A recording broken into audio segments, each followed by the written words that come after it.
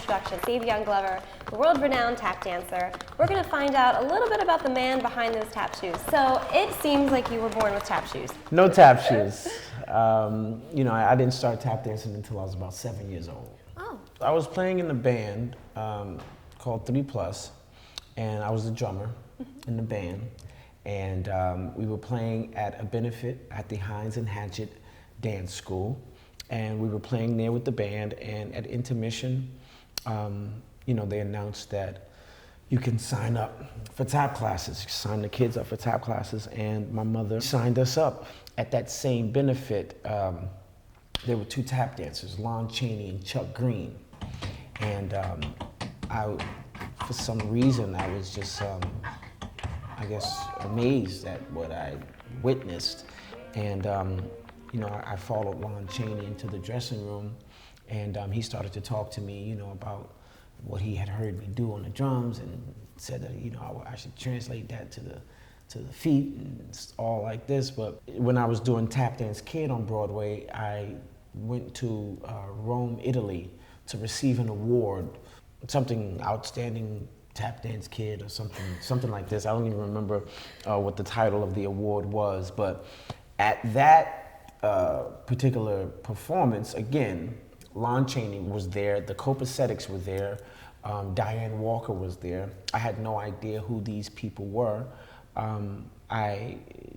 but immediately I took liking to them. Then several years later, I was asked to do a production called Black and Blue, and they were not all of the Copacetics, but a couple of the Copacetics. Buster Brown was in that production, Black and Blue. Lon Chaney, Chuck Green, amongst others. Jimmy Slide, Bunny Briggs, George Hillman. And that was just the beginning of my transformation from regular cat to tap dance lover and student, and so that was the beginning. And a bit of a prodigy, let's be honest. I mean, did you catch on really quickly? Did you know, did it click in your head that you were learning really fast and picking up things quickly? Or I know Gregory Hines has called you the sponge because you just take to things really quickly. So I wondered if, as a child, did that happen in class? No, I was like average. I wasn't even a great tap dancer. I think it was just my interest. I was really interested in the dance and interested in these men and women and their contributions to the dance.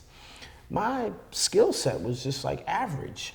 I would do what the teacher suggested that we do. Mm-hmm. I didn't think that early on I was doing anything different than the kids in my class. I don't think it had anything to do with my skill set. Gregory was highly opinionated. So I've gotten several compliments from Gregory and from all of the men. But yeah, many of your teachers have speak extremely highly. I think it was like later on that the prodigy talk and all of this sponge stuff came into play. You've been taught by the greats. I mean, Jimmy Slide and Gregory Hines, Sammy Davis Jr. How did that come about? Did they seek you, or did you seek them, or just from that show? Yeah, well, like I said, after my involvement in Black and Blue, that began my relationship with them. All of my other appearances or performances have been by invitation only. I totally sucked at auditioning. I find that very hard to believe. Yeah, I would not take those things serious at all. I'd be looking at all the other kids like, why do they have so many clothes? And they're running around to like 5 and 6 auditions a day. That just wasn't my style. I was ready to get back to Newark and play hide and go seek or freeze tag or basketball, back to the village, something with my buddies.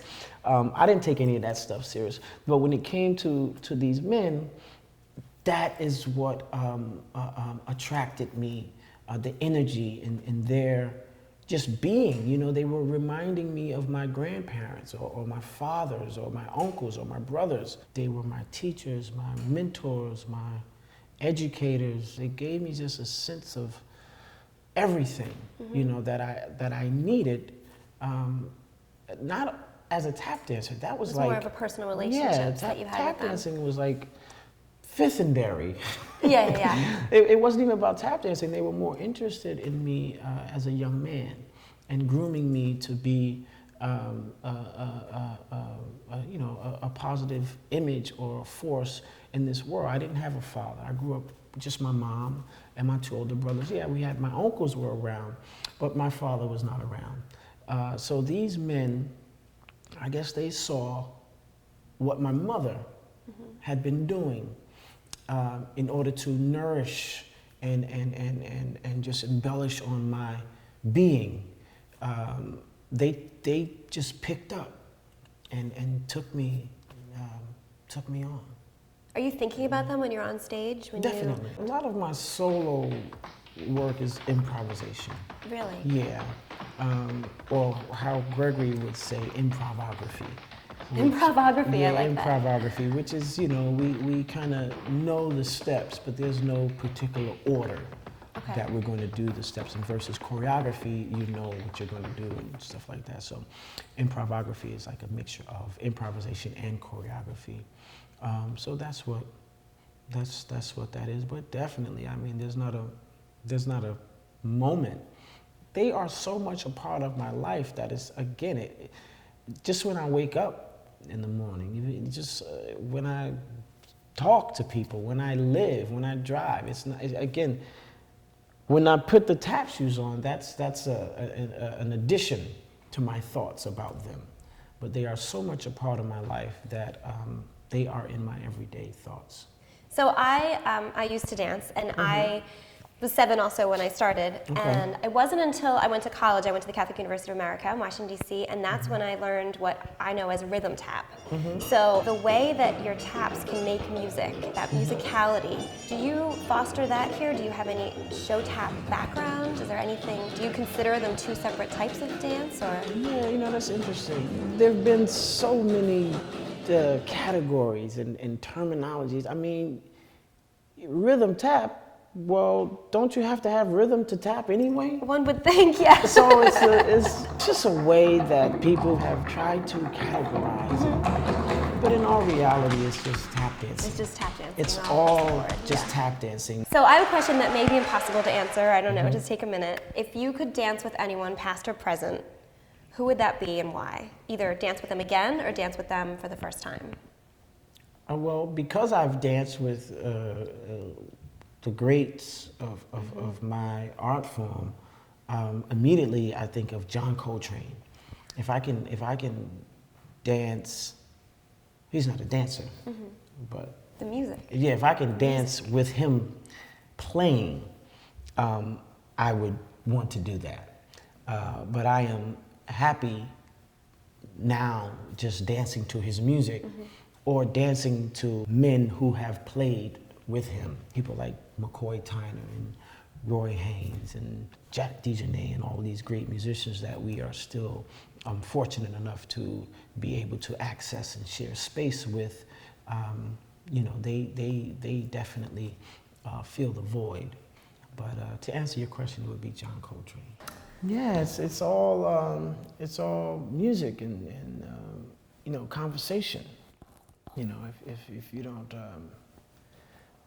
a wise woman of the dance always told me, if you ain't got nothing to say, sit down.